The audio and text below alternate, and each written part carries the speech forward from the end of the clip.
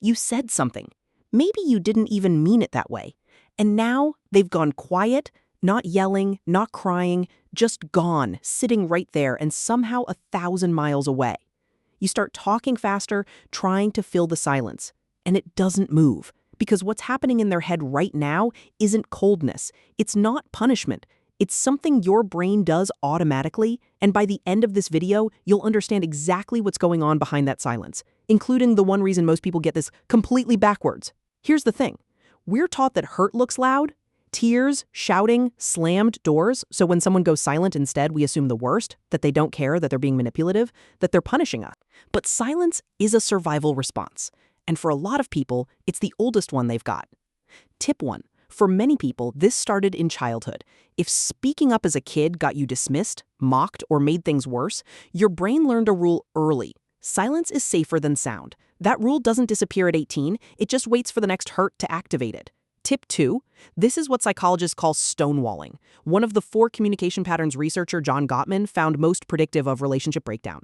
But here's what gets missed constantly. Stonewalling isn't always a weapon. Often, it's a shutdown.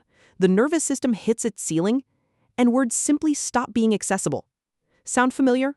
You're not alone if you've mistaken this for indifference. Tip 3. There's a name for what's happening in the body. Flooding. Heart rate spikes, cortisol floods in, and the part of your brain responsible for articulate speech goes offline. Not metaphorically, actually offline. That's why "just talk to me" can feel to them like being asked to solve algebra mid-panic attack. But here's what nobody tells you. Going quiet isn't the opposite of caring.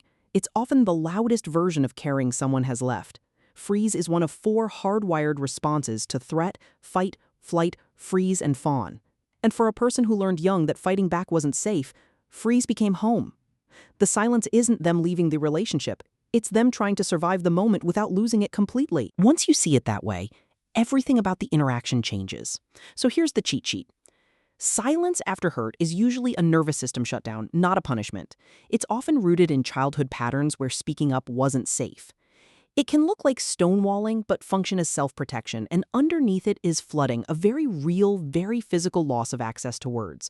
The people who go quiet when they're hurt aren't the ones who feel the least. Sometimes they're the ones who learned a long time ago that feeling too loudly was never safe.